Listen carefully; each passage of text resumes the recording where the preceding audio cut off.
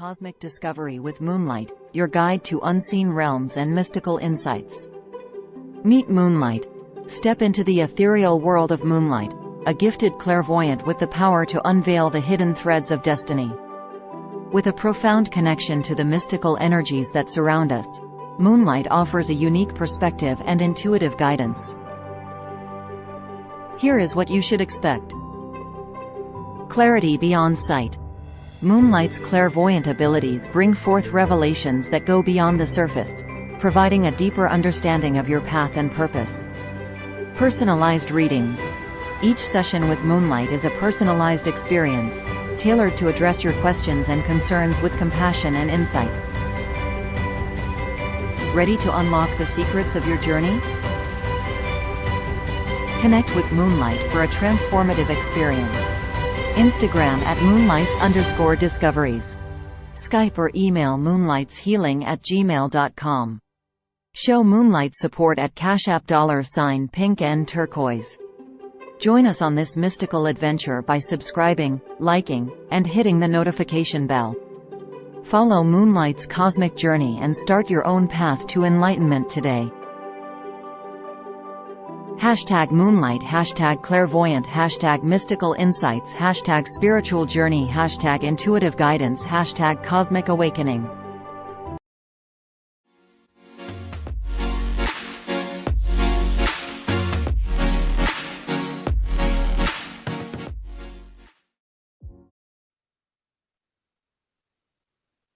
Hello and welcome to Beauty by Jen. Today we have self-proclaimed clairvoyant Moonlight with us today. I hope you enjoy being with us. As always, please like, comment, share, and subscribe to the channel. And we are going to get started immediately. So as always, thank you for being here. And I hope you enjoy the segment. So for now, here we go. Hi, Moonlight. How are you doing today? I'm doing well. How are you? I'm doing awesome. I hope your day was good. It is so good having you here today. I, of course, just met you recently, and it was a really amazing meeting.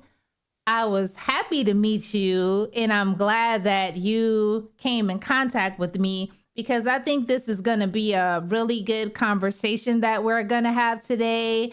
And I look forward to showing the viewers what you do and how you do it.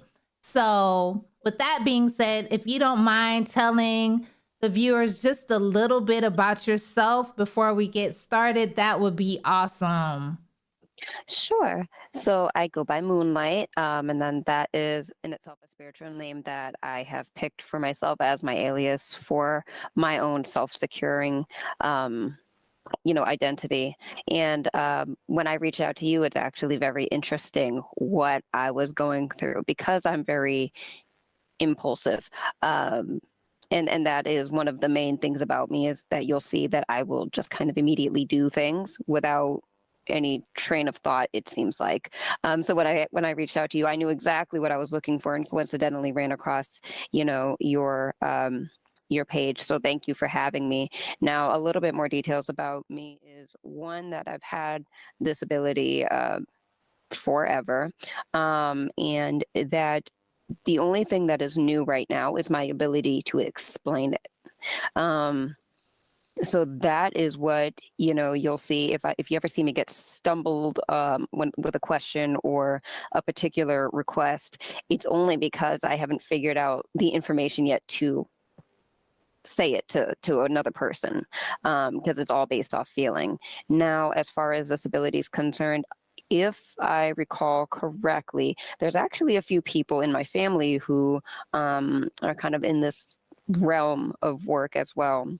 And normally my immediate go-to, what drives me is to tell people exactly whatever I feel they need to hear, not what people feel they need to tell them. Awesome. That was an amazing introduction. and we're going to slowly take everyone through it, like a little bit of how Moonlight thinks, what her thought process is, and what it's like being a clairvoyant. Now, just to start, kind of explain to the viewers what it means to be clairvoyant. So having a clairvoyant ability is not something like if you were to talk to a lot of mediums and psychics, it's actually not something that's normally ran across in a spiritual realm anyway. But clairvoyant psychics have the ability to have really, really strong gut intuition, and they receive visions of how to clear your path. Whatever the end goal is, you will receive signs, and some people will speculate if it's from the universe or from within. But if you ask me, I say they're one and the same. So whatever that gut feeling is that tells you to avoid or go towards something, that's what I have, but it is innately very strong. And I have other abilities that they all mesh together to kind of help me do a really, really specific reading. So that's kind of what a clairvoyant psychic does. And particularly with mine, I know that mine is omen spotting. So whenever something bad happens or something good happens, I can tell you if it's a direct result of something bad that you've done or something good that you're being rewarded for.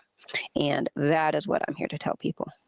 Awesome. That's very interesting because I remember when we had like a little conversation before this that we're doing now, that you told me that you do like show people your abilities, for a lack of a better statement. You show people your abilities and you can't help it, but you do it for free. You don't charge anyone for this. You just pick up on people's energy and you just kind of do it like you're compelled to do it. Can you tell us a little bit about that?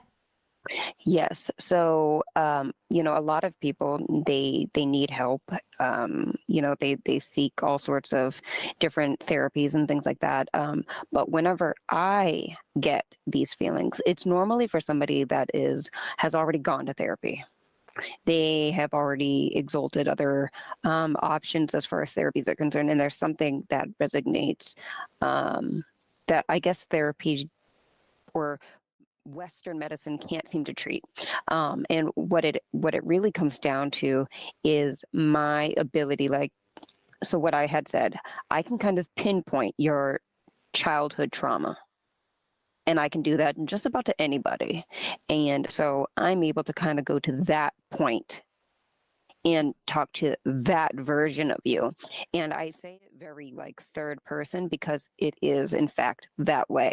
And that's actually what resonates with people when I'm able to, sort of telepathically connect with an individual.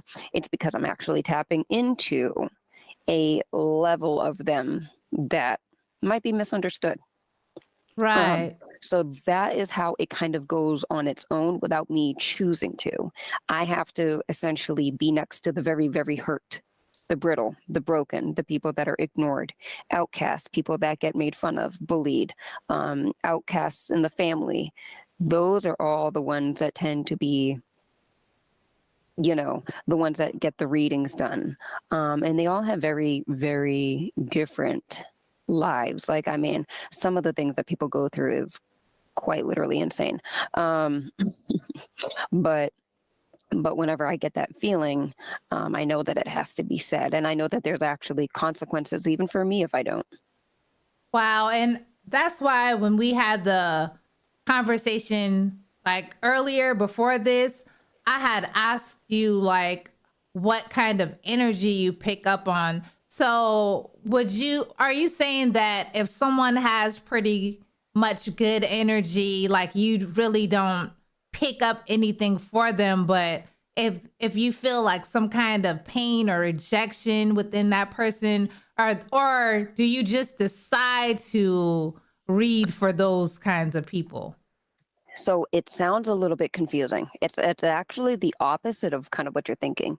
Those sad individuals who tend to be like the black sheep, they actually have more positive vibrations, more positive energy. And so my job is to pick them up because something external is bringing them down. Their mental and energy state of mind, that is all up here. It's positive. It's good.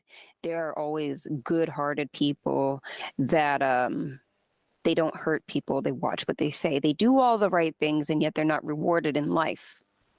Whether it's affirmation, financial, friendships, whatever that may be. But yes, those are primarily the ones that receive their reading because they are worthy of hearing that and getting that closure. Lots of people who maybe their vibrations seem like they're positive and charismatic and wonderful people to be around, a lot of times are not. They are angry, they are prideful, righteous, boastful, jealous, sad, emotionally unstable, even though they present themselves that way. But the thing is, a lot of those people who care about what people think, they are not ready to receive that information. So those are the people who genuinely don't really get readings. Now, in particular, the one that I recall you referencing was the ones that I get, the ones that I don't talk to or communicate with at all. Those I have very different visions, and my body even feels differently when I experience them. So just as an example, if I were to meet, let's just say, a stranger, and that they're talking and everything's going nice, I might have a quick vision of them being a grandparent and their great-great-grandchild being sat upon their lap. That might be the only vision I see. But for the fact that I can see that far away, 70, 80, 90 years old, that means your life has already been pre-written. Doesn't matter what I say. Doesn't matter what you say. That is going to be where you end, whether it's a good place or not. And then so therefore I choose to not lose my energy or quite literally waste my breath. It is quite literally a waste for me to do so. Right. So, for example, if you see someone in their, like in your vision, if you see someone in their 80s, you say there's no hope for you. Like your life is going to be whatever it is. Is it Not necessarily no hope. It's more of like their path is just one way. Like what I said, some people, some things have to go somewhere. I believe that some of the people on this earth are here to live, and then the other part are just here for show. Some people are here to just mix up the pot. So it's not the same for all of us. Like you're saying, some of us have a planned out life already, but some of us have different paths that we can go down. Yes, some people can choose. Some people cannot. Wow, that's awesome.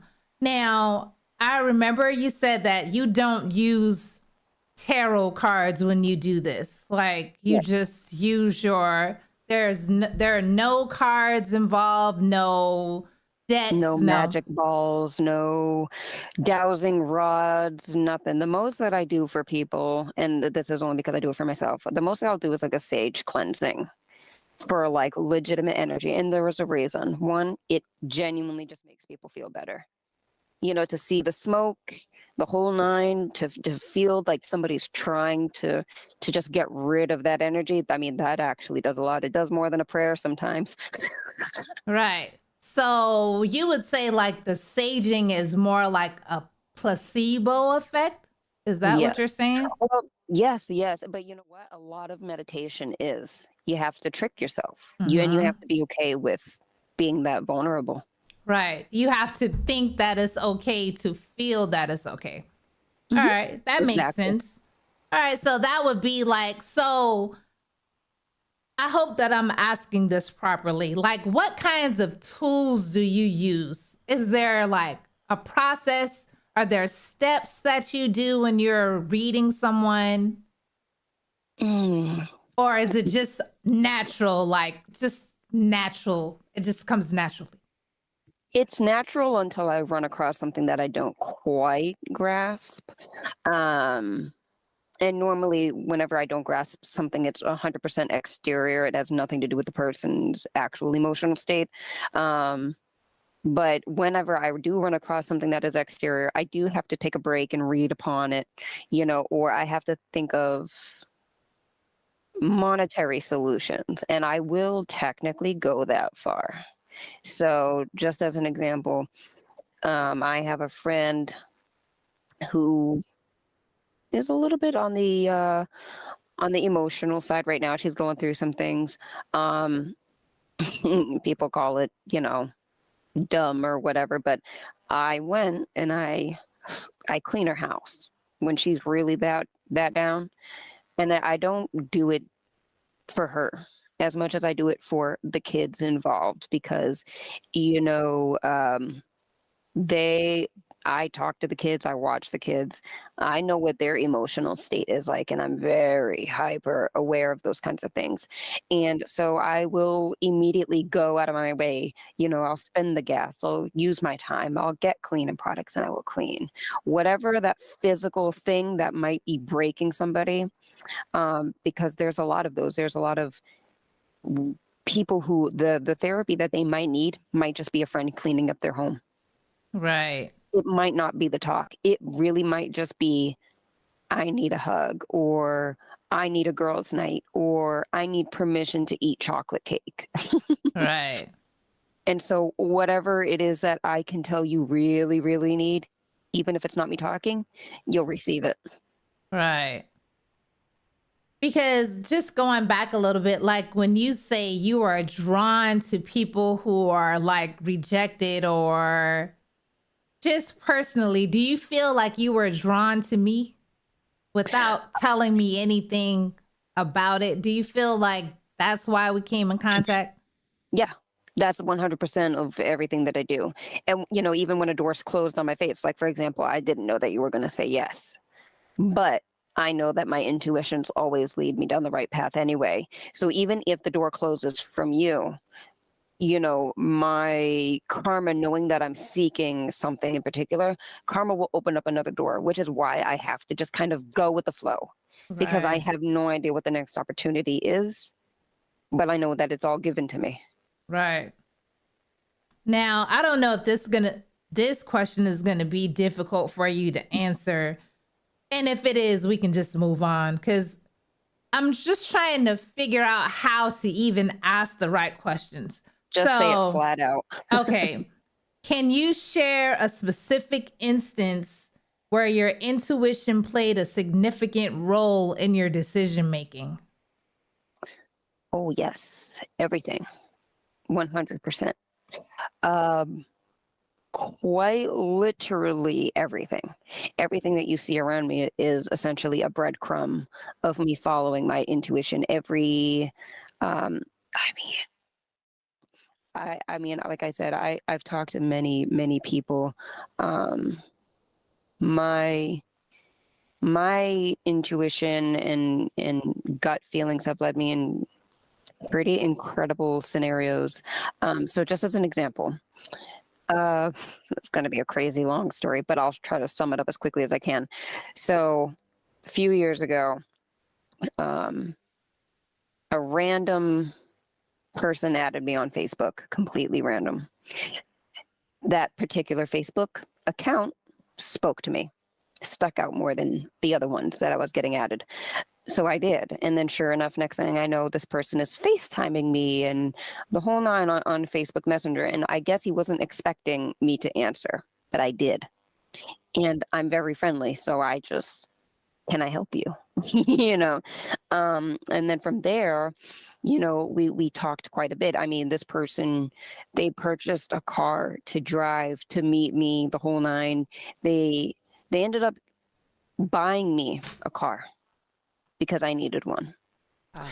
And, I never in a million years could pay that person back. And me and that individual don't talk. However, when it was time for me to get rid of my minivan, because I was not able to keep this new car and keep my old beater. So I said, well, if I got a free car, somebody else has to get a free car. Even though financially, I'm not in the position to ever do that for somebody. But I did it. I gave my minivan to a woman in St. Paul's who has 2 kids. One has Erb's palsy.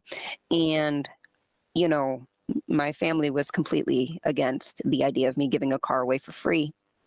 But I know my karma, so I said no. I said the most that I'll do, I put it on, what was it, Craigslist or OfferUp, one of those things. I put it on for sale for $500. She had her dad come and they test drove it. And when I tell you I had cleaned this minivan up, okay, it had new windshield. It was completely like shampooed, cleaned out, had brand new rotors, brand new brakes that were still in the boxes with new oil and the filter, just waiting in the car. It had brand new tires with the warranty, and her dad was used to be a mechanic, so he could fix it all if he wanted to. And they test drove it. He loved it. And then I heard him say that if she could come up with the 200, that he would pay the 300. So here they are about to, split the bill. And $500 to a lot of people isn't a lot of money, but they didn't have it. So that's when I stopped them and I let them know that I was going to just give them the car because my karma. Wow. That's awesome. I mean, but you say you are compelled to do, like, a normal person would be like thinking, I don't want to say logically about, should I give away my car or I need my car, but you said you were like drawn to them and their situation. I have to. Like you have to, or it kind of like burns you up inside. Yes. If I don't, I'm quite literally like petrified of karma. And here's another example. Mm-hmm. My ex invited a homeless woman and her child and her dog to live with him. Wow. Under the hopes that she would, I guess, fall in love with him. That did not happen. He was horrible to her. And she let me know that just because she was homeless, people kind of expected her to leave her baby with a crackhead. Yeah. That she was unworthy of safe childcare is pretty much how she felt. Right. And I understood that because I used to be homeless. And that is exactly how people treat you.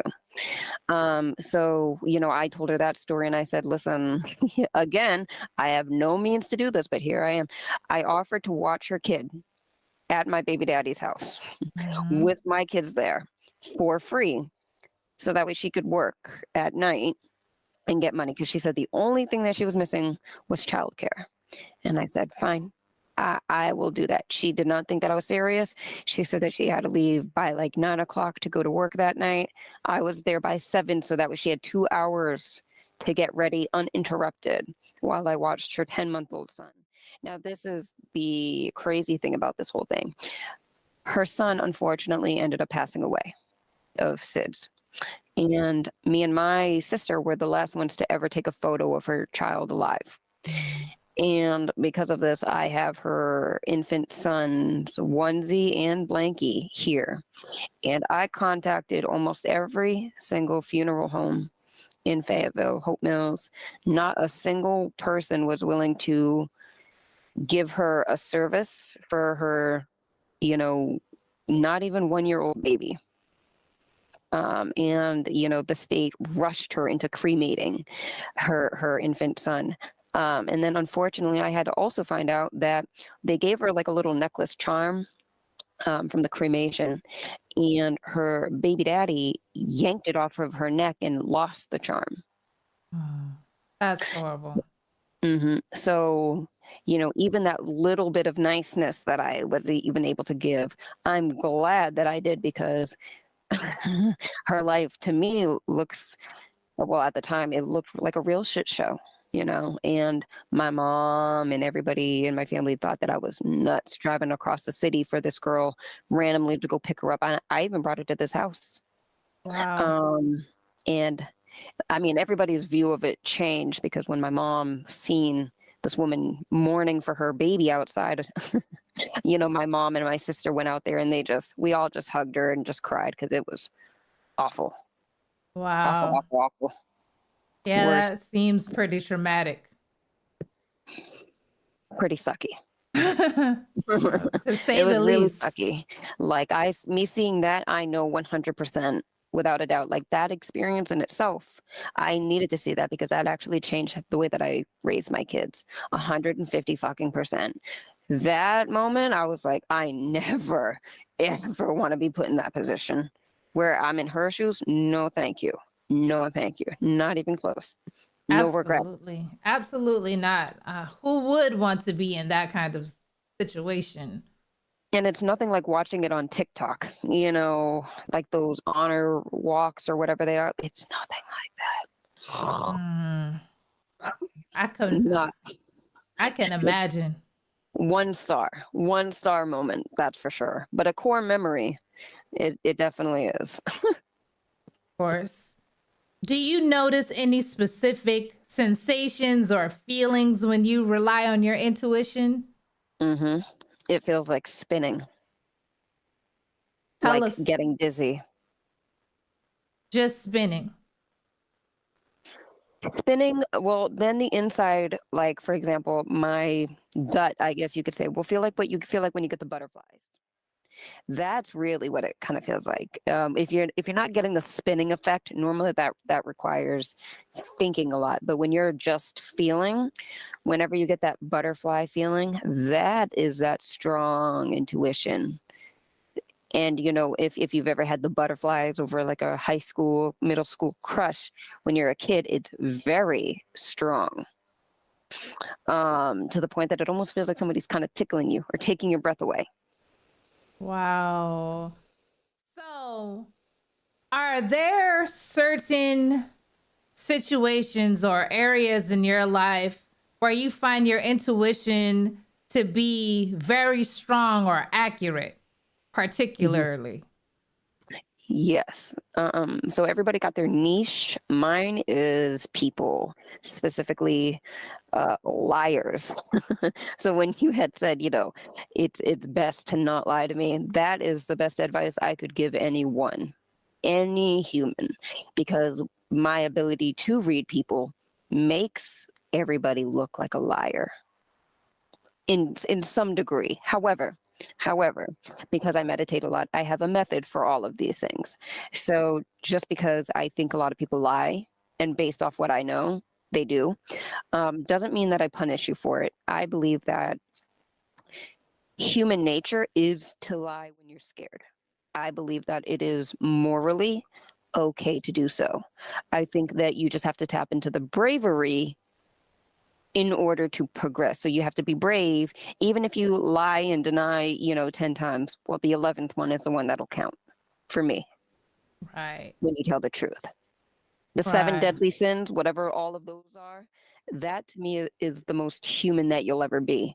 The you that is skeptical, the you that wants to steal, the you that wants to cheat, the you that wants to get nitty and gritty is the most authentic you. And the you that chooses to be moral and kind and good and persevere, that is who needs to be complimented. Yeah, I remember when we were having like the pre-conversation and you were asking me questions, and the way my brain works, I'm like, she's asking me these questions because she already knows. So I'm just going to be straightforward with whatever she asks me because I know I can tell she like, especially when you would start laughing, I'm like, oh, she already knew before I told her any of that. Like she knew already. So I was like, I'm just gonna be honest. That's why when you asked me like certain questions, I was like, you know what? That girl knows.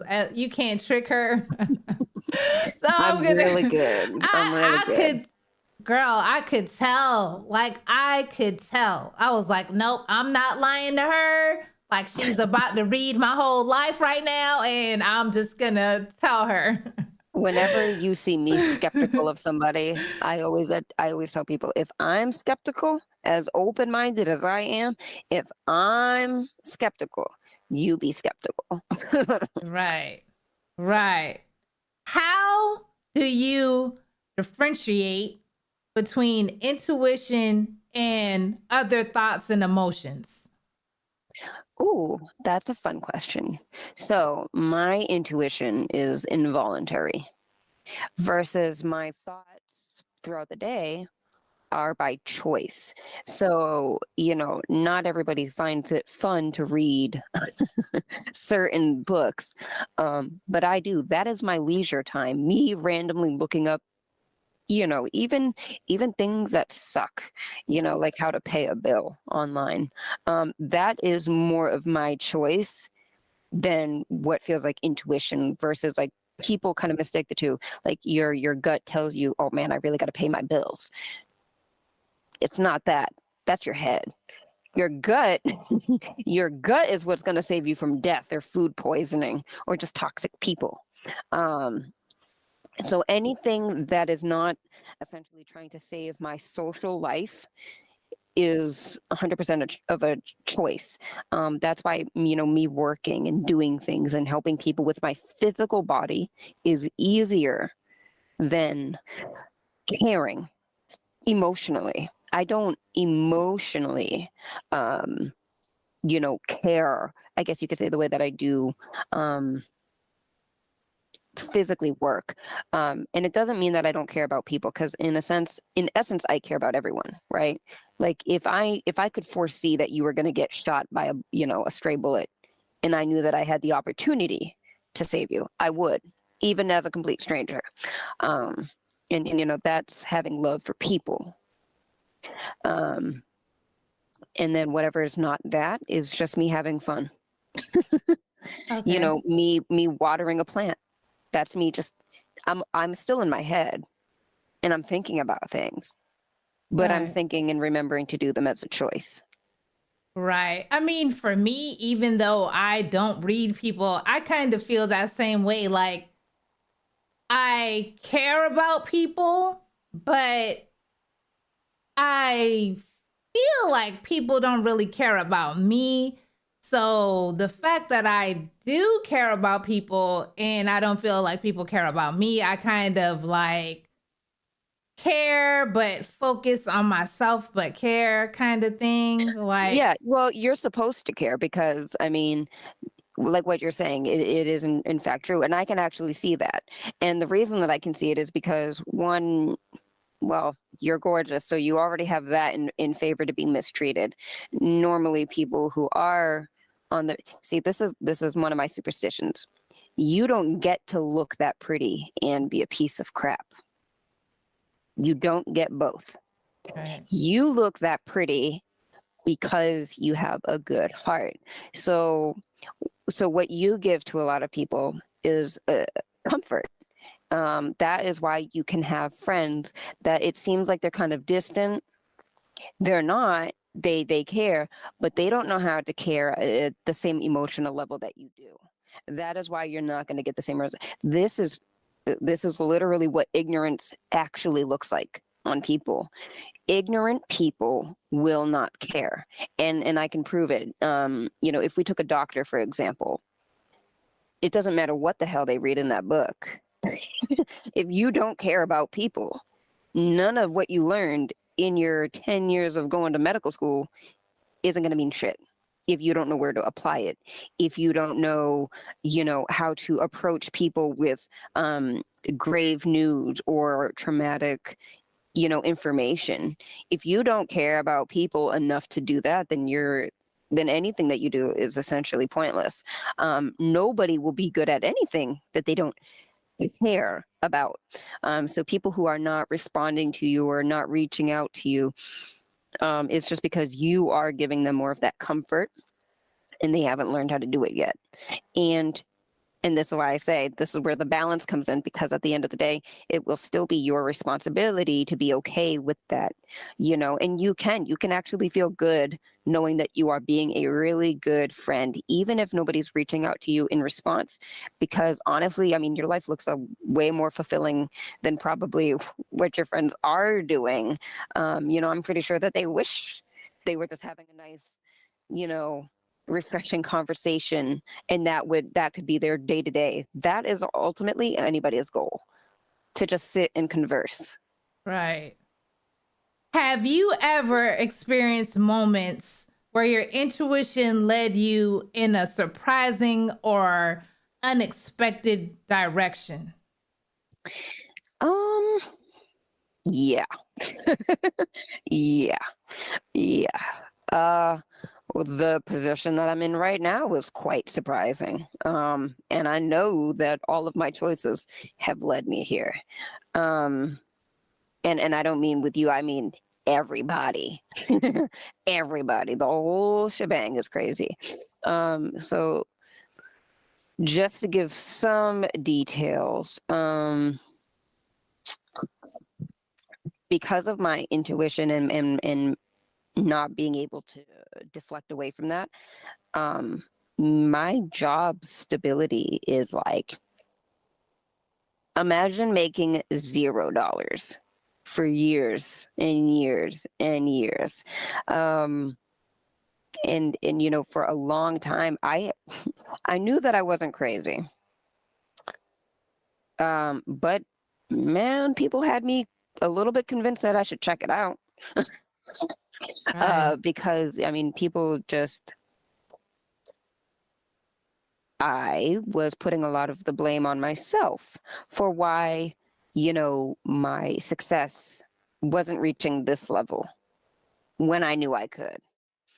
And I realized that because of me picking my intuition over everything else, that I have this very unique trail of people and situations, and I've been screwed over in the most ridiculous ways. My baby daddy claimed my kids on his tax return 3 times.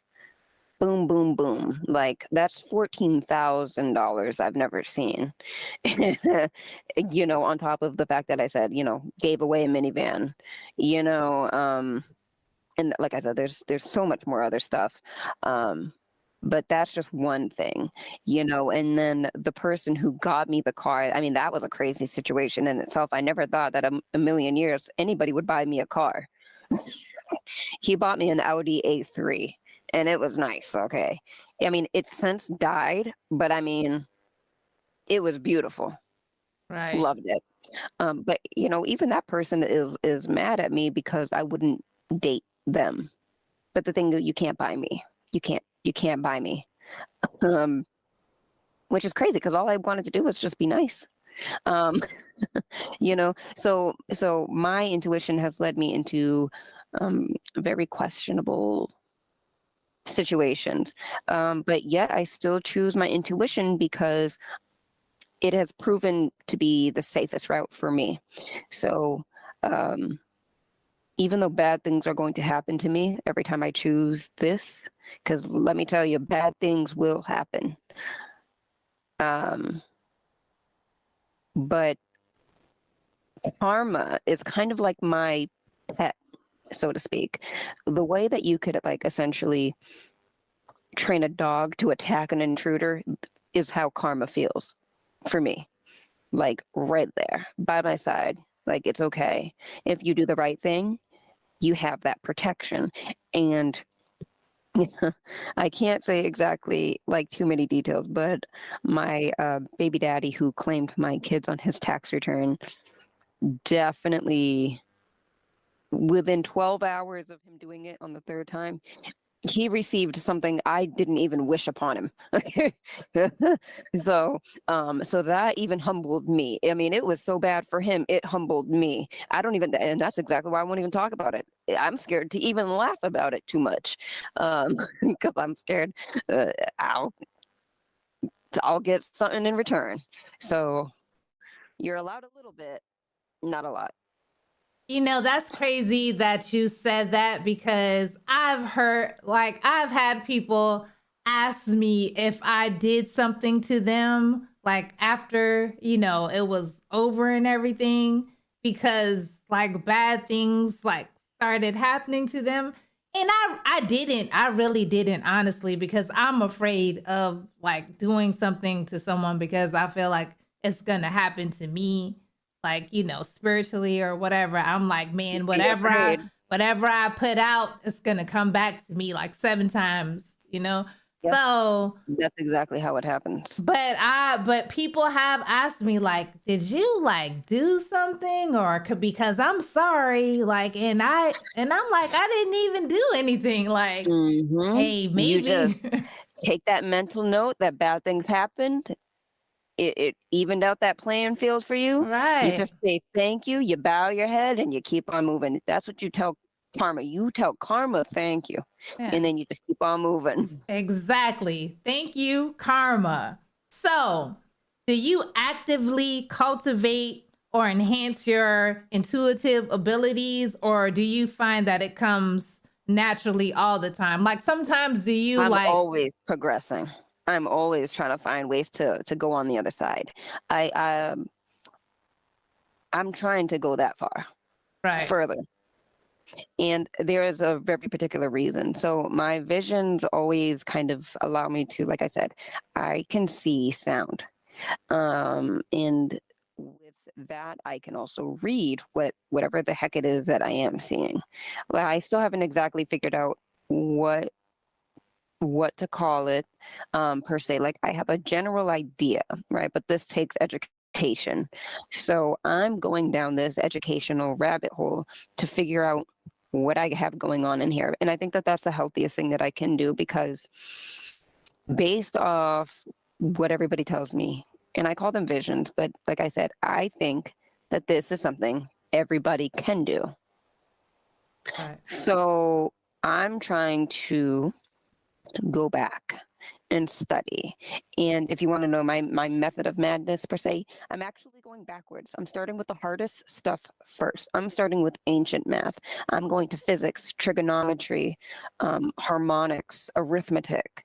And the reason is because everything that everybody's been taught today is the broken down version of all of that. I want to know what ancient mathematicians knew that got us this far. That to me is elementary math. And believe it or not, me learning about math and physics actually it helps me understand my personality, which then I realize me understanding more about myself is what allows me to understand everybody. Wow. That's And the sooner you start discovering exactly what it is that you like and everything about yourself, just you, just 100% all about Jen, nobody else, you're going to be able to see that you can read people. wow. I mean, now me is like, no way, but I mean, you telling me like that is like possible, maybe. I won't be so like empty, if I start reading people. But it seems like that would take so much energy away from me. Like how you feel. Do you feel burdened sometimes? Like, this is Mm-mm. a I'm the happiest person on the planet. hey, I love to hear that then. I love to hear that. Are there times, oh, go ahead. I'm sorry. Oh, no, you continue. You continue. I was probably just going to answer one of your questions anyway. Okay. Are there times when you choose to ignore or override your feelings, your intuitive feelings? Like Oh, yeah. just ignore it. It depends on what. It depends on if it has to do with me or somebody else. If it has to do with me, yeah, 100%. If my brain tells me, you should probably go to sleep early because yada, yada, yada over the next course of however long. But then I will find a way to, well, I almost negotiate with myself. Well, what am I willing to sacrifice in order to compensate for that loss? And then I negotiate with my intuition. And if it seems in favor of benefiting me, then I'll do it. If it does not look favorable, then I will just stick with my intuition. Right. So, how do you balance intuition with logical reasoning in your decision making? Everything is logical. Everything is mathematical. And this is what I was talking about. The more you realize everything is scientific, I should be able to reason with myself and adjust, my dated, even if it seems to inconvenience other people, or like, for example, my job. Well, am I willing to fight for that? Am I willing to argue my case? Am I willing to defend my reasons for not being at work today.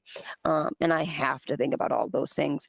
And this is why specifically I state that how fast I think, whatever I'm thinking in a matter of 1 minute is roughly about 1 year and 5 months ahead of everybody else. And I mean fully methodically thought out.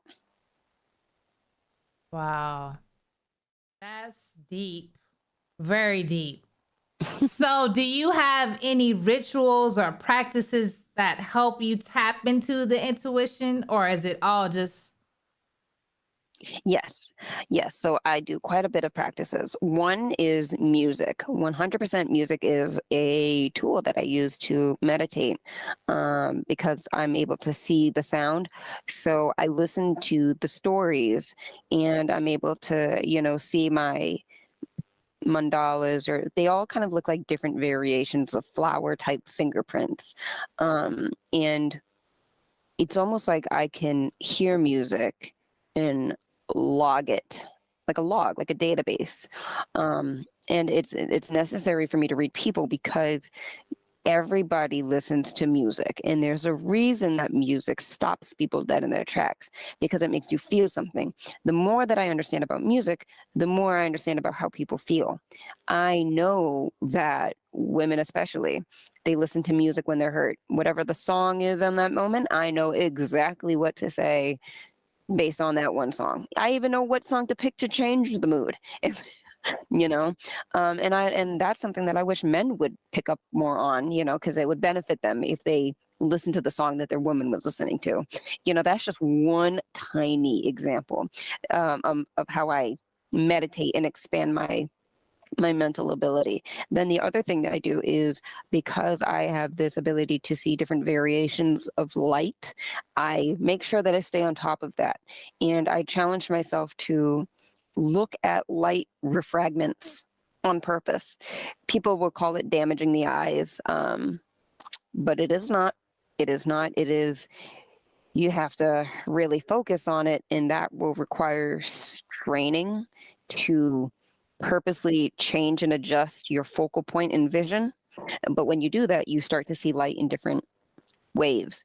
And once you purposely stare at it and get your eyes comfortable with being able to zoom in on that refractment, then it becomes easier to see that on everything. So I'm not sure what most people can see as far as color variations go, but I see a lot of color.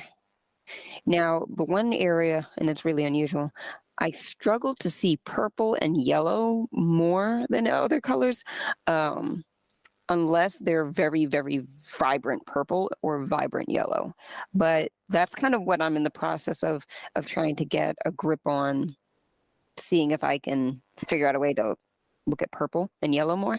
But the rest of the colors is very iridescent. Everything seems to look kind of iridescent to me. That rainbow holographic chrome color thing that everybody likes, that's kind of what I see. It looks like random wisps of tinsel in day-to-day life. right? And we did talk a little about that previously. And I think we're gonna get a little more into that further on. But before that, you introduced me to the term omen spotter, and I'm not quite sure what that means. Can you explain that to us? Sure. So an omen is a sign from the universe, and whether it's good or bad, that would be my job essentially to tell you. So for example, I don't know, like let's just say you're at the park and you see somebody who's kind of, I don't know, physically ugly, and you kind of snicker. And then as you're walking, you accidentally bump your leg and get a really nasty bruise. That would be something that would be, hey, that's a bad omen. Don't do that again, or else it'll be worse next time. That's when Right. karma will come into play. First, I tell you if you have a bad omen, and then next, the big dog is karma. Right. And then if it's a good omen, good omens are really fun for me. I really only like to tell people good omens. One of them, and I tell everybody this, a good omen is if you were going to go to Target and get yourself this bag that you've been dying for, you know, that you've been seeing for months, I don't know. You go to the store, not only is there just one, but then the clerk offers you, you know, 10% off. Get it. Get it. Wow. That's a good omen. That means that that not only did you wait for the right opportunity, but then the opportunity still presented itself to you. And that it is in fact meant for you to grab that one moment. And whenever, you know, you see any of like the last of something, especially if you were already going to get it or go there or do it or whatever, if you were already going to do it and then it is there for you, take it right then and there. It's like a checkpoint, like in a video game. Right. Take that advice, everybody. Take it. Mm-hmm. Yep. Would you consider yourself to be an empath? No. And here's why. I don't care about everybody. I care only about what I put in. So when somebody crosses my path, I only care about who's in my path. All right. Have you ever been wrong? Maybe in math or like a subject like that. But as far as like people, no. Never. No. Okay. I mean, stick by your guns, girl. All right. You know, and well, I like I said, I got stories. I got stories for days. Oh, come on. You know? Come with the stories. Come with it. So I, you know, with me trusting people and being right all the time, that means that I have like the ability to trust who is safe. And, you know, I can't help, obviously, sometimes that people will change. I normally try to go about like relationships and things like that with like an exit plan. But I've been put, like I said, in very crazy situations that I had no choice but to pick and choose right there. I was able to get picked up from New York, all by these people who drove from Massachusetts to New York just to pick me up and essentially take me out. Anything could have happened to me getting picked up by strangers. But based off my quick little assessment, and like I said, I don't ever let people know that I'm doing this on them. I knew I would be fine, and I was. And not only were they safe, they were friendly, they were talkative. I mean, I was even, when I was homeless, I was in Boston. And I'm pretty sure this person won't mind, but his name is Tony Vu. He literally picked me up because he saw that I was had been wandering. He could tell that I was homeless. And he brought me to his family's home. It was him, his brother, and his mom. And he just let his mom know, like, I'm bringing home a guest. And he went and he brought me to the mall. He bought me sneakers because I was wearing, I think, like flip-flops and socks in the middle of winter. His mom made me soup. They let me stay there for like a night or two, I think. But yeah, you know, I run across people, even dangerous people. I'm so certain on what I know about people. Like I'm almost certain I won't die at the hands of somebody else. I'm pretty certain. Wow. Yeah. What superstitions do you believe in, and how did you come to adopt them, if you do believe, if you have any superstitions? So originally when I was a skeptic on my abilities, because I did have to question it, I would actually say if I ever been wrong, it was when I questioned my intuition. My intuition put me in my place, essentially. Right. So I almost had no choice but to fold. Right. So the intuition is the superstition for you? Is that what you're saying? Yes, my intuition is my superstitions, it's my skepticism, it's everything that is. Anything that you would question, anything that you would feel, it's the gears that make me move. You know, my consciousness is just how I communicate. But I believe that my consciousness is for the things that I love. My intuition is for the things that just have to happen. Right. So would you say your superstitions influence your daily life or your routine or your decision making? Yes. So my intuitions are kind of like the check oil, check engine lights on a car. Right. Like you just can't ignore them.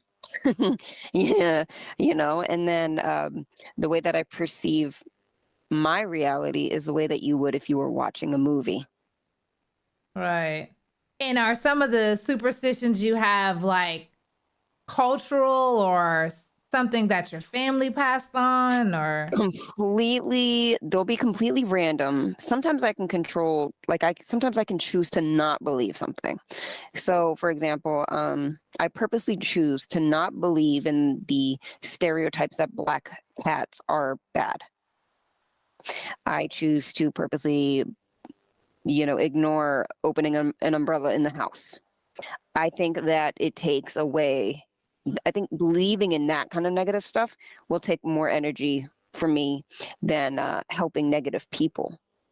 I don't want to acknowledge a reality where I have to think negatively about stuff. If negativity comes in contact with me, I will address it then.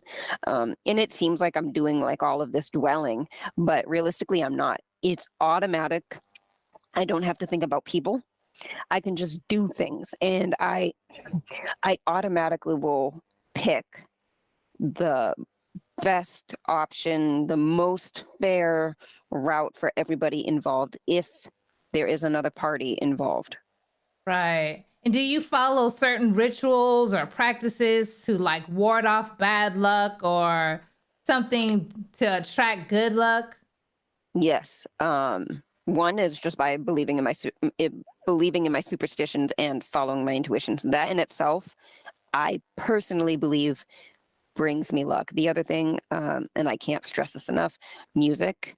Another thing, I always stick to my guns about a lot of things. One of the major ones, anybody will tell you, I drink chocolate milk like you would not even believe. I'm not even joking. I prescribe it to myself. If anybody were to try to stop me from drinking chocolate milk or tell me that it is bad for my health, I would literally tell them, no, you need to try it for yourself. As a matter of fact, you need to prescribe yourself ice cream. Like whatever that one like little sweet thing is, 150% take it. Take it. I'm very superstitious about that. And the reason is because some things I can't ignore. Like for example, I know that my body loves chocolate. I think it would be stupid of me to try and challenge the idea of not having any. You know, that is just a medical thing that I don't really understand it. You know, I know that people need, you know, some sort of sugar, sweet, whatever the case is. They need something. People need something. Whatever their thing is. I don't smoke. Well, cigarettes. I'm not a drinker. I don't bite my nails. You know, I don't have a big group of friends. So the way that I reward myself or keep myself healthy is with the little things. The little things. The things that bring me what are they called? Dopamines. Yeah. You know, the feel good hormones. So that is something that I literally prescribe myself. And the only way that I know how to do it is chocolate because I don't want the drugs. Moonlight, you are doing it again. Like you're doing it because I'm actually going through that right now. Like, I'm like, okay, I'm going to cut all my sugar or at least make it extremely low. You know, like just You can have it. Cut the carbs. And I've been like, you know what? I can't take it. Like yesterday I got like a bag of chocolate. today I got a bag of chocolate. I'm like, I can't do it. Like, I feel like you did that thing you did on me before. Like, So, not well, not necessarily, but what I will say is this. I only drink chocolate milk and not eat chocolate per se because my teeth. Eesh. mm-hmm. Homelessness took a good chunk of those. Chocolate milk, however, hot chocolate, whatever that fix is, bring it back. Right. You need it. You need it. Yeah, just something to like quell that desire to have it. If it's like the only thing that you have and you're doing everything else good and positive, and like I said, you're not biting your nails, you're making sure that you're keeping up with your hygiene, your parents, you're doing everything else, why the hell can't you have chocolate? Yeah, like why? I actually don't like it when people comment on what people eat at all. I think it's one of the most like rude things you could do to somebody. Like, Right. who cares how they eat? Who cares if they're full fast? Who cares if they overeat? Whatever. My mother will love that you said that, because every time I try to like change how I'm eating, I try to convince her to do it. Like, I'm like, oh, you should try carnivore, or you should try keto, or, because I'm doing it. But hey, you can't control what someone eats or how they want to eat. Like, just let them figure out how they want to eat on their own. Like, you can't control anything but yourself. Mind and body, completely separate things. Right. Like, I shouldn't force her to eat one kind of way because I'm eating one kind of way. Like, if she's comfortable eating the way she's eating, like, who am I to say, oh, like, no, do it like this, do it my way, But what you can do is you can just share with her, because you think she might like it. Right.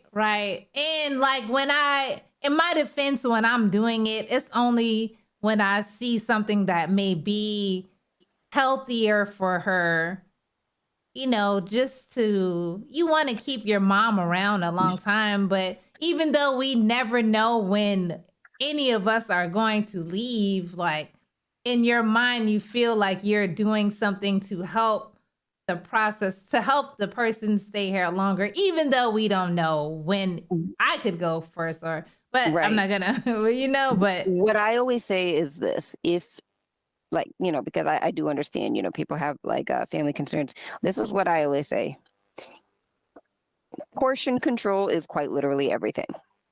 Just eat what you want and snack.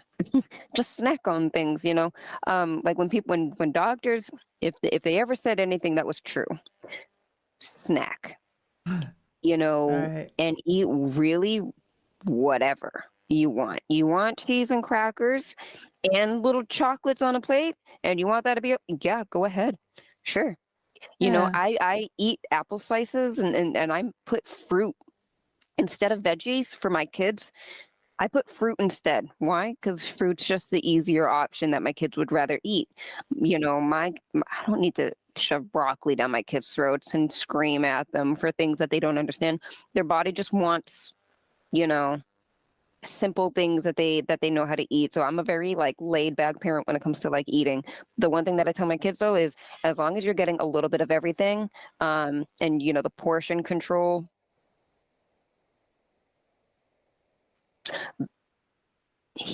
My mom's dog must be like peeing in the house or something. Anyway, but yeah, so as long as you got portion control, you can pretty much eat whatever you want.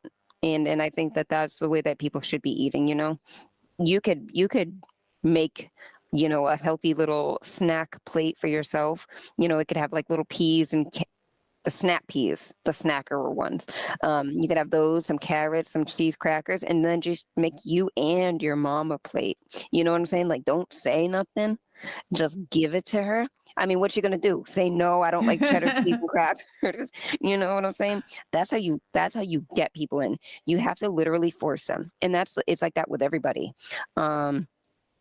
I know a pastor, when I was watching the homeless girl, when I was watching her son, the neighbor at my baby daddy's house, he's a pastor, and he was asking me that his church, they were trying to figure out how to help homeless people. And I said, well, unless you're going to pick them up, give them work clothes, show up at their house every day to bring them to work and bring them home and pay them, they're probably not going to show up, because people sometimes need somebody to show them how to live, literally.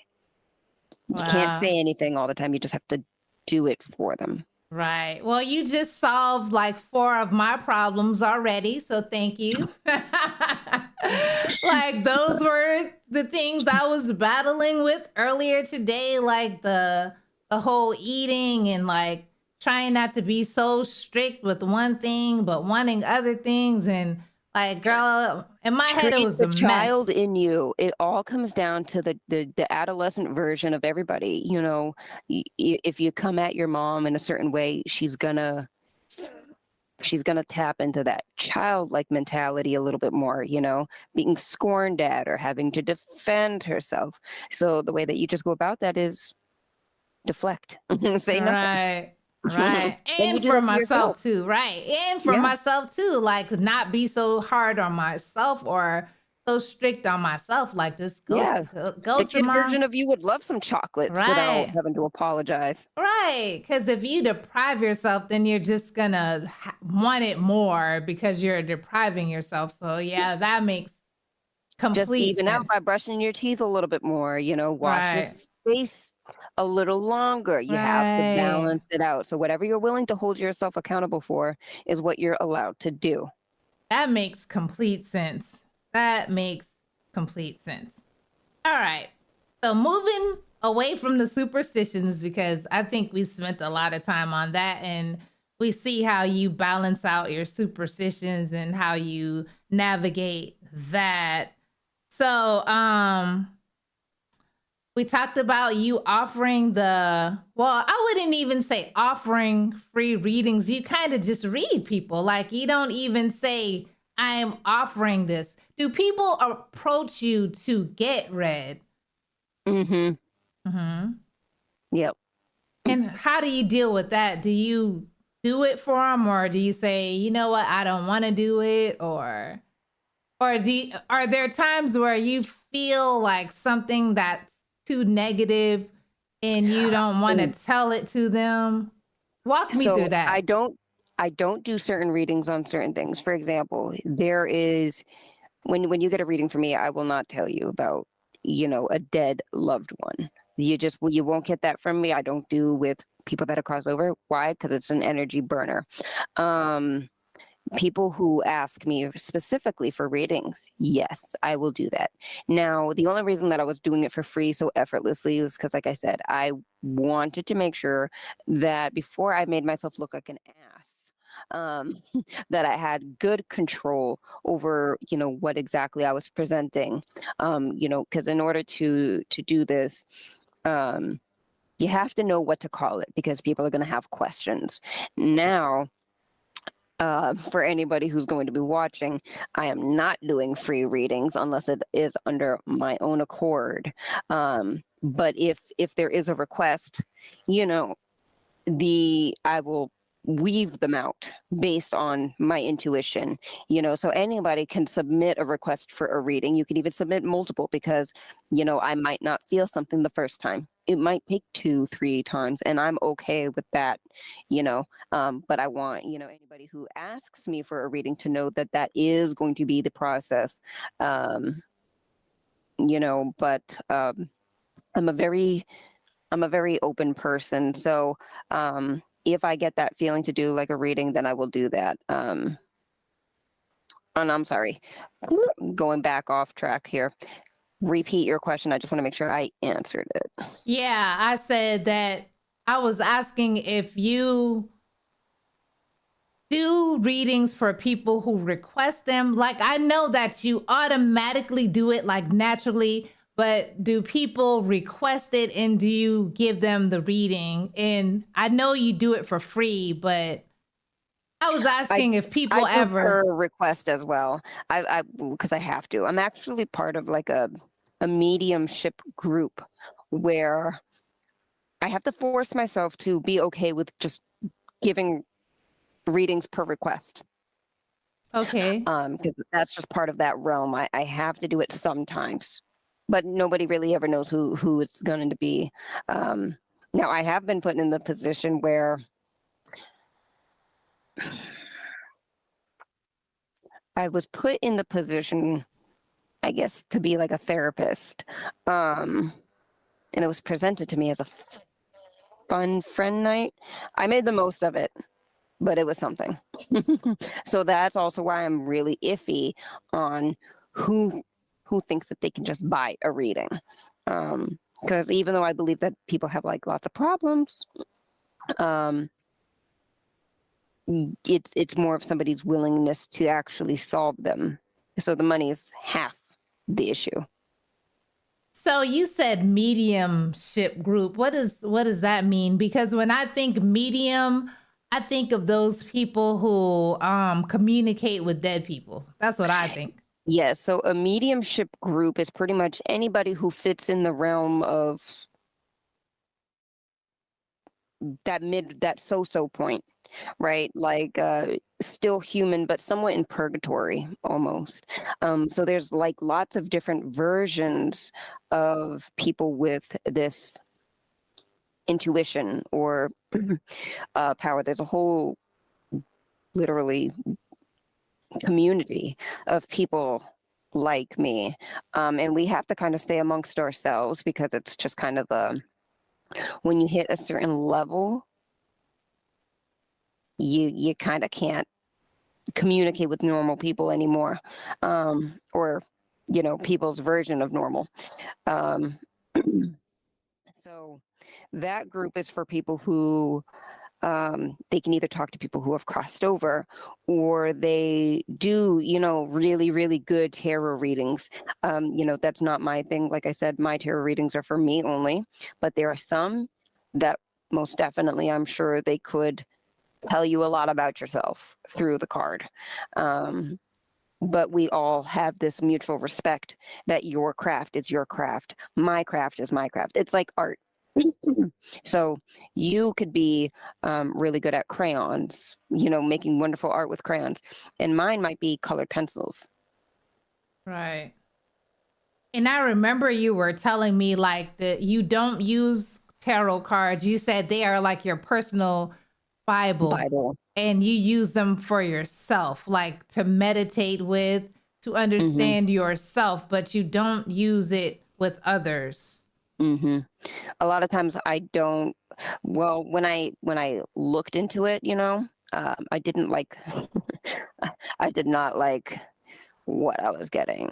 It was giving me more negative things than I was more than what I was willing to say. We'll just put it like that. It was giving me really, and I don't know if that's just because I was the one doing it. I don't know necessarily enough about tarot in regards to how every single person does it, but I know based off what I was getting, I was like, oh, I don't like these. I don't like what I'm reading. Right. And do you watch what you say to people all the time? Like, are you guarded when you are like reading people? Are you guarded about what you say? I'm very tactful, but everything that I say, I definitely say on purpose. I never say too much. I just know exactly what not to say. I have very set, clear boundaries on what information somebody can and cannot get out of me. Even if it looks like I'm talking effortlessly with no thoughts, this took quite literally, 20 years, maybe even longer now that I think about it, of practice. And even though I'm only 32 years old, I can definitely say that my consciousness and my memory go back very far. And all of it has been a learning curve. So I quite literally remember learning everything. I just remember being taught everything. Right. Synesthesia. Am I saying that right? Is when I your believe brain. it's synesthesia. Oh, synesthesia is when your brain routes sensory information through multiple unrelated senses, causing you to experience more than one sense simultaneously. And some examples include tasting or linking colors or words to numbers and letters. Can you explain how that works? So I can't necessarily explain all of it because I'm not the one who created the name, the term, the synesthesia. All I know is that whatever I got fits the bill closest to that. Mhm. And for example, I see like a lot of, like I said, the iridescent colors. And I'm pretty sure that the reason that I see it in such fine little wavelengths, the way that I do, is because even when you're not hearing sound still has frequency. Even Right. silence, there is sound, there is vibrations. That is quite literally how you and I are beings at all. And I'm pretty sure that that is what I'm seeing wisp around. Right. Now, That's when I hear actual melodies or people talking, not as much when people talk. It's a very particular manifestation whenever I get the mandalas when people are talking. When that happens, it's normally a whole nother realm of visions in itself. But when I listen to music, you'll see me completely zone out, completely. And what I'm actually looking at is the mandalas, and they move in real time. Um, but that's only if it's a mandala. Sometimes it's other things. Sometimes it looks like cursive. When I listen to music, it'll look like this. It'll just kind of be like it'll just look, whatever the tones, the pitches of people singing, it'll look like this in real time. It won't move. It'll just keep going, like an EKG or something like that. right. Um, and then that, or like those visualizers that play music, that's literally what it looks like. So I know that it is correlated with that synesthesia Right. because it looks too much like what everybody already has. Right. So you've been kind of researching it and you were like, this fits within what I deal with. Okay, I Hmm. get it. And can you talk to the viewers about your dreams? Yes. So my dreaming is pretty much 100% whatever music videos, mixed with my personal experiences or people that I've come across. And it's really weird. I don't get to remember faces at all. So even though my dreams will show your hair, they'll show your home, they'll show everything about you except your face. Oh, And that would freak a lot of people out, but I think I have, based off what my body tells me, because even though I've thought about my own dreams, I get visions for those too. And based off my visions from my own dreams, the reason that I cannot perceive faces is because whenever I talk to people, I'm only talking to their consciousness only. And I don't look at looks the way that other people do. They're not the defining character or feature. So I remember what your body does, but you get to be in my dream based on who you are. right. And you were telling me about doodling your Mm, dreams. Can you the explain that? mandalas. Mm-hmm. So I'm a fidgeter by nature. Whenever I'm fidgeting, I'm probably having some sort of vision or metaphysical experience. Um, and so I either fidget my hands or I doodle. And when I doodle, um, I used to just write my name a lot. And it wasn't until, like I said, a few years ago, I just started writing the symbols because I just kept on seeing them more and more. And this is something that has progressed over time. So before, they used to be very faint, and I used to not have a good grasp on keeping that image alive in my head. It would be so quick that I couldn't see it anymore. Right. But then I realized when I talk to a lot of the same types of people or the same characteristics, that these mandalas and things like that, they will continuously kind of reappear. And some look very similar to other ones that I've seen on other people. And there'll be spirals. They'll have triangles attached to the spiral.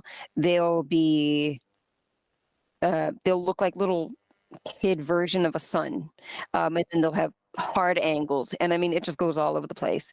But my body will allow me to read what that means as people are telling me their story. So whenever somebody tells me something really traumatic, that's normally when I see that hard shift, that hard line or angle. it'll create a point.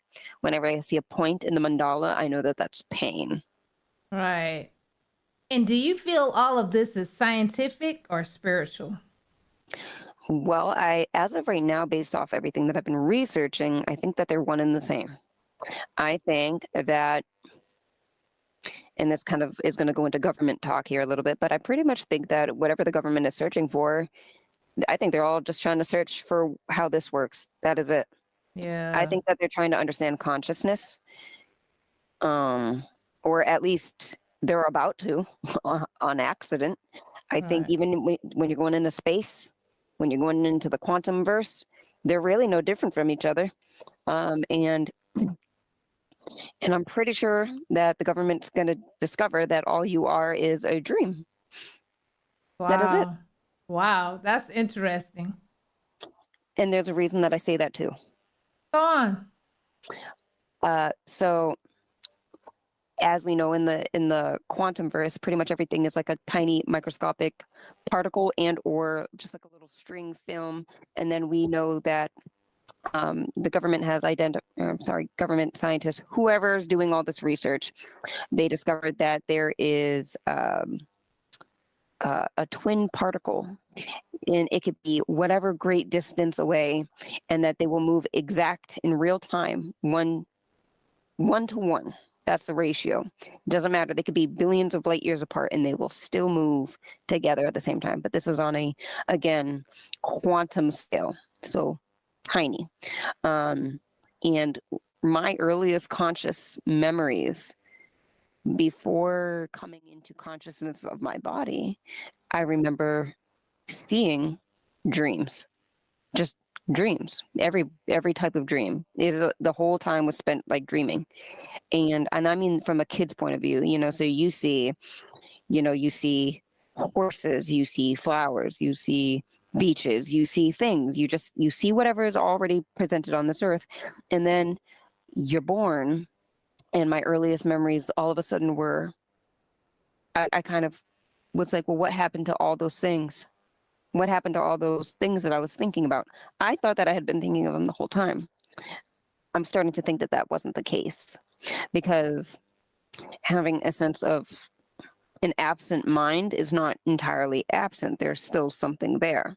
And we know that the only thing that gave me consciousness is my first breath. So I think that your consciousness is essentially just a little cesspool of particles, sunlight, air, moisture, things that you actually can't measure in a cup. Right. And then when you take your first breath, that's kind of what gets put right up here.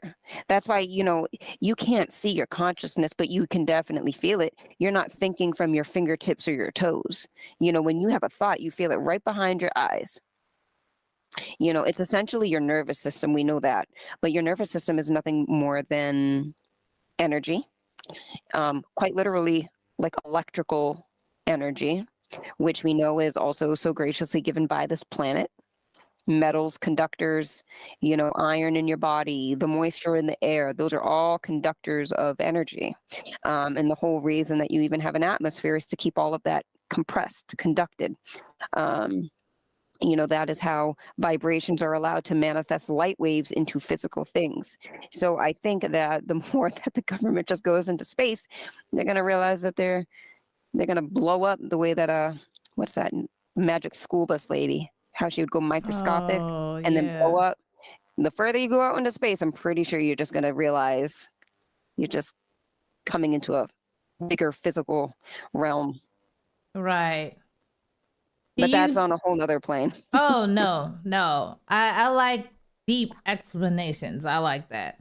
Do you pray? Yes. How do you pray? What was that? How do you pray? How do I pray? Mm-hmm. Pray in my head. Pray to myself. The way that I think of living, and this is why I say it's all about you. I think that people are supposed to figure out that you are your own divine God, literally.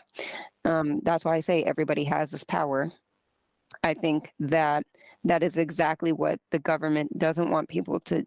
I think that they're trying to just prevent everybody from thinking this way. This is the way that people, I believe, are supposed to think. Because if you did, then everybody would unanimously just treat people fairly. Nobody would really raise their voice or yell because nobody would be bothered by anything anymore. Right. And then people would be free to just do things that they actually enjoy, which would be creative, play games, listen to music, all the things that a kid would do. And you mentioned music a lot. Do you pray in a melody? Uh, no, I don't pray in a melody. But I mean, I've even prayed to music. I think that music is quite literally like a part of me. And I think that all of this is a part of everything. I think that everybody's God when you're praying to any God, that higher self, you're really looking internally as much as you possibly can. And that's why I emphasize researching yourself as much as you possibly. If you want to be really good at praying, know yourself inside and out. You know, what would Jen do? If Jen wouldn't do this in this particular scenario, then don't add it to your story. You know, when you pray, are you really praying to your God, or are you praying for strength for Jen? You know, are you trying to get answers, or are you trying to find them? You know, it's all about you. Right. And it's how it is for everybody. Anybody who prays to God, you're praying for yourself. Right. You're looking to yourself. What do you think about church and spiritualism? I think that all religion, the design of it to me is beautiful. I don't think negatively of Christian religion. I just think negatively on the people who have to taint it for others, because I do believe that religion as a unit itself is good for families. Whatever your religion is, if you do it right and you mean well, it will be beneficial for everybody involved. You know, I think people have to look towards something physical when you're living in a physical world. There's this lovely saying, and I don't know who said it, but it's a quote that says, "We are spiritual beings having a human experience." Right. And I like the sound of that way more, instead of people saying, "Oh, I'm very spiritual." No, you know, you're very human.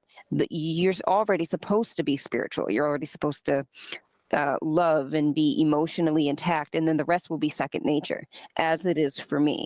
You know, that's why you ask, am I stressed out? No. You can't tip my scale. Why? Because I have a reason and a method for everything. So living comes very easy to me. Right. Tell us what you think about clocks and time. Well, I simply think the clock is wrong. Now, I definitely don't think that a clock that accurately depicts your version of time could ever be invented, which is why I believe it's like a mental thing. I believe that time is whatever you want it to be. If you have the time to switch things around, that is your clock only. Everybody gets their own clock. I think the best way to describe it is that movie In Time with Justin Timberlake. That is probably the best description of living I have ever seen. Right. You know, getting that coffee will cost you 4 of your minutes, not everybody's minutes, just yours. You know, and the way that I look at the clock is, for example, when you have a dream going back to like you at, I don't know, 10 years old, your clock is not this 2-dimensional flat circle. It's more like a sphere with a point in the very center, and it shoots out to wherever you are physically standing. And as we know, the Earth quite literally rotates and spins and moves through space. So whenever you think back to you being 10, you have to sit here and unwind whatever the hell the Earth just did, and you have to go back and peel back layers in your own in your own mind to get to that 10-year-old version of yourself. So I think time is actually vertical, not in the circular motion. I think time is like vertical, like going up and down like an elevator, like floors, which also moves left, right, up, down, diagonal. I think it goes in every single direction. Like one Right. of those God, what are they called? You know those gears, and you can put the pencil in it and you Yeah. can make those crazy patterns. That's what your Yeah. clock looks like. That's what everybody's clock looks like. That's why I think I see mandalas. Right. It's a representation of what I think people's clocks look like. Right. Colors. So whenever I see the mandalas, I don't see mandalas in colors. I see just the weird tinsel wisps in Oh. colors. Yeah, I'm telling you, I have a whole different visual experience. Right. I mean, it's insane what I see, Right. which can be distracting. Which is why I think this wasn't nearly enough. And I feel like I didn't even ask all the questions I needed to ask, but this was a good start. And with that being said, I really would like you to come back for sure. And I also think that I get that you want to do stuff for free. I get it.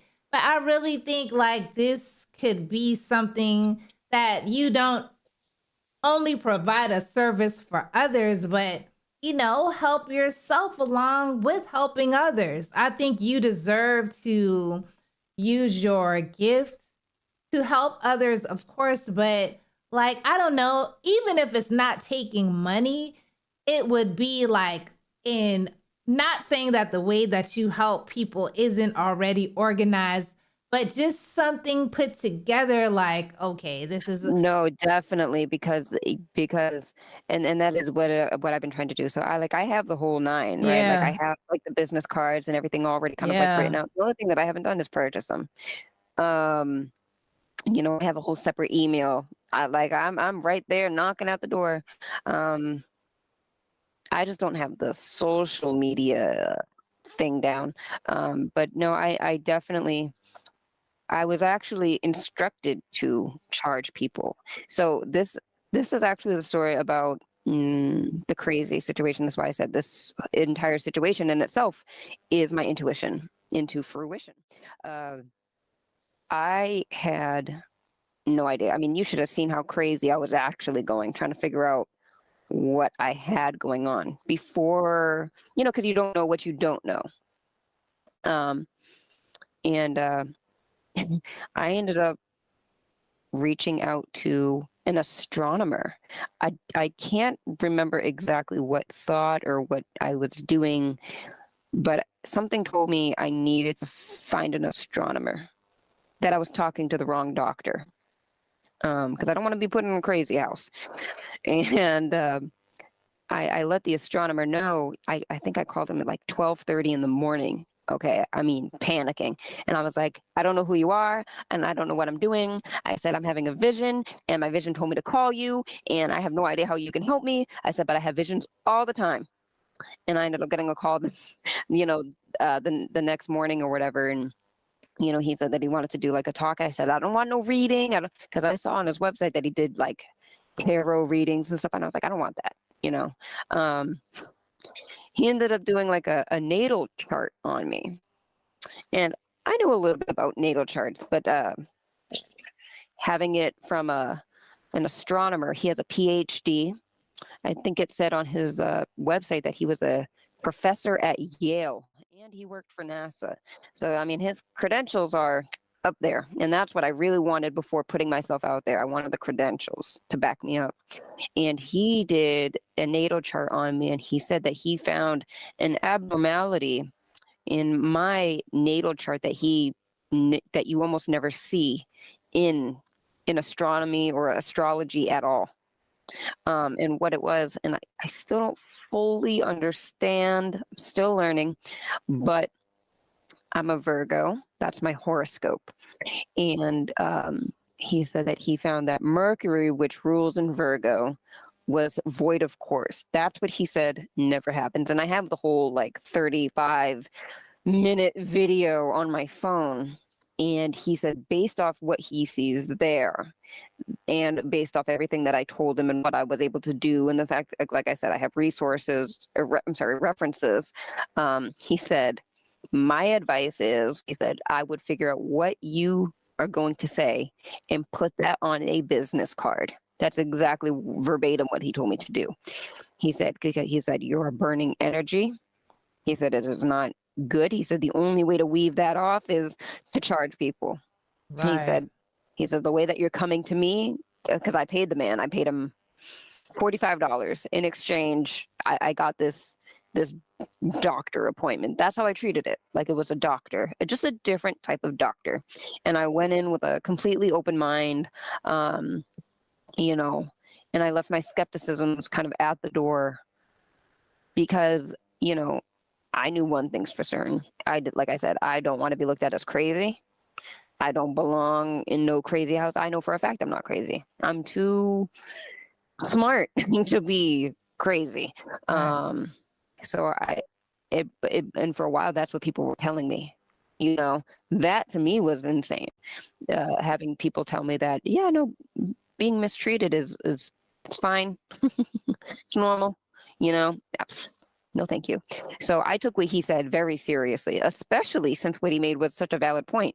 When you pay for it, you take it very differently. Since I paid him for it, I was like, yeah, well, then I'm going to try it. Right. So that's why I said 150% can't do free readings anymore. Right.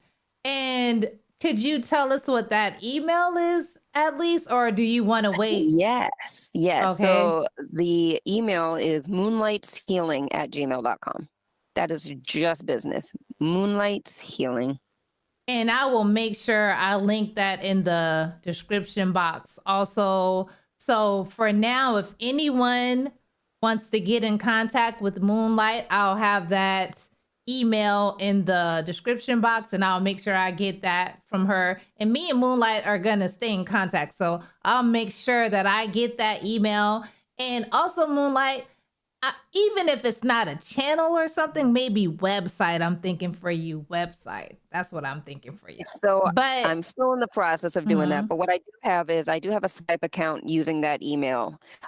So, you know, I do have something readily available that if somebody were to send me like a chat on Skype or, you know, like I said, I'm very friendly depending on if the moment is right. But, you know, I can be reached for video chat as well on Skype. that's perfect. And again, everyone, I will have all of Moonlight's information in the description box. So if you feel like something she said resonated with you, or if you're just not sure and you want to talk to her, she's very friendly and she would be open to speaking with you. You just have to contact her respectfully, let her know what's going on. I'm sure this will help her towards her, you know, getting Yes, this I have to see something. business wise, right? So, do you have a Cash App? Just tell me all of that offline, and I'll make sure I put everything into the description box. Do you have any final thoughts? No, other than that, this is really fun. And you know, I hope that this brings you, you know, success, and I hope that, you know, you definitely utilize all of this to talk about things that are, you know, deeply important to you as well, because you know, like I said, I think that you can tap into this just as easy, because I mean, you're already on the right track. Right. And I was thinking for myself when you were talking about, what did you say? You spoke with a natal chart person? Yes. His name is Philip Young. And oh man, he was so friendly. I wanna do it again. Yeah. I mean, he was good. He was spot on. Let me see. I have the email still. Don't even stress about it. I'm going to make sure after this, you know, we'll still keep in contact, of course. And whenever you get all of the information, I'm going to put everything in the description box or present it later on during the video. Okay. So if there are no unanswered questions you have for me, or no more? I am good. I am all good. So like I said, everyone, I am definitely going to speak with Moonlight offline. I'm going to keep in contact with her, make sure I get her information, make sure you all follow her or have a way to at least follow her if you choose to, because I think this could probably help a lot of people. Like, a lot of times we don't know where to go for the help we need. I remember I was talking to her about some of my situations with the seeing like words and stuff like that. That's neither here nor there, but I was talking to her about it. And a lot of times we don't know where to find the answers at, or we think that there's a specific place that we are supposed to find the answer. Like, we have to go to find the answers. But at the end of the day, we have to find the answers the best way that we can for us. Like, everything isn't cut and dry. This world, this life, this universe, everything isn't cookie cutter. Like, there are more things beyond that we don't even understand. Like, we aren't even tapping into even a little bit. So with that being said, it was great having you here with us today, Moonlight. You have been an amazing, amazing guest, an amazing person, individual, just so easy to talk to, not overbearing, just trying to help us understand. And I really appreciate that. Like, you didn't look down on any of the questions. You wholeheartedly tried to explain this to me and to everyone else, and I really appreciate that. And I look forward, and I look forward to seeing your progress. Like, hey, just focus, don't rush yourself, take it slow and build up on your business. You said you already have some things in place and you are already started. And like I told you offline, like, if there's anything that I can help with or at least try to assist with, like any kind of advice, even though I'm starting out, we can help each other. Like, hey, it's enough information, right? It's enough information for us to There's give. So much to learn. Right. You all think that I know, girl, you think I know a lot? All right. I can't even process what I don't know. Exactly. And with that being said, that was my amazing guest, Moonlight. I do appreciate you all being here. I'm going to close this out here shortly. I appreciate you being here. Please like the video. Please comment on the video. Share the video. Please subscribe to the channel. Please make sure you follow Moonlight after I get all of her information in the description box for you guys. This was amazing. I hope you all have a wonderful day. Thanks so much for watching my channel. We are growing. Me and my partner, Ruda, we are growing every day, and we do appreciate it, and we appreciate you. We appreciate Moonlight for being here. And with that being said, have a wonderful rest of your day, and we are out of here.